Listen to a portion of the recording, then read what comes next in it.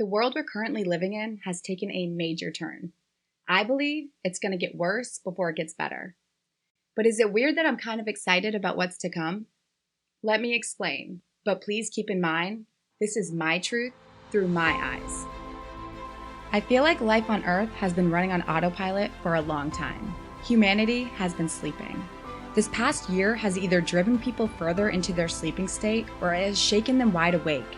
Life as I know it is over. The old me can rest in peace. I don't know who that is anymore. I can't even remember my style of thinking from a year ago.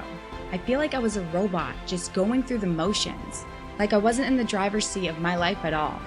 I did what I was told without asking any questions, just assuming whoever was in charge must know best, because that's the way I was programmed to think.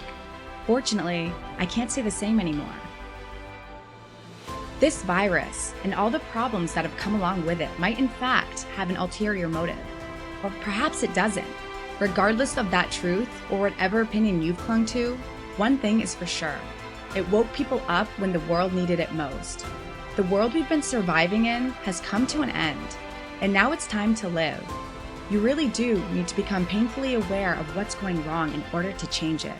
The facts are, deep down, as a collective, nobody seems to be truly happy. Some aren't as sad as others, and some have fleeting moments of happiness, but truly happy? I don't think so. I think there's been an underlying virus that's been brewing in all of us for a long time. Unconsciousness. Unconsciousness lacks knowledge. Consciousness brings knowledge to light. The more conscious you become, the more you're able to see all sides of the spectrum, all perspectives. You have a better view of the whole without getting attached to a label or an identity. You're open-minded, you're aware, and your wisdom tells you the only thing you know is you know nothing. And your heart tells you the only thing you know is love. And somewhere in between the two, our lives move.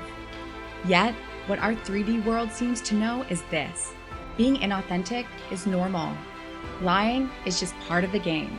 Money is our master, and our lifestyles reflect our lack of self-love with cupboards full of happy pills, and every TV running ads and commercials convincing you you're not enough, and the solution being plastic surgery because the pure, all-natural you just won't be able to compete in this world.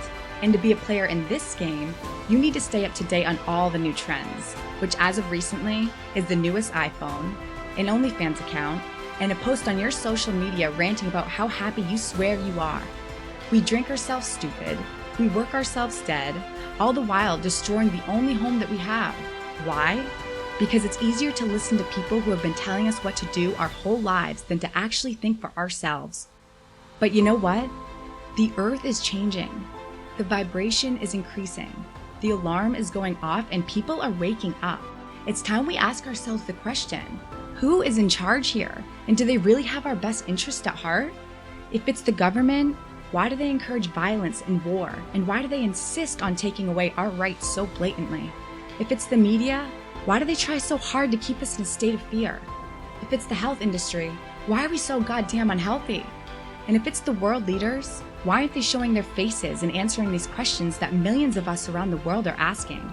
Maybe I'm wrong, but the amount of lies, the level of corruption, and how artificial and fake this world has become is exceedingly cringeworthy. Something tells me the only truth we're really gonna get is the truth we seek within ourselves. You can choose whichever way you'd like to go. That's the beauty of free will. If you want to trust in the government and if that resonates with you, then by all means do it.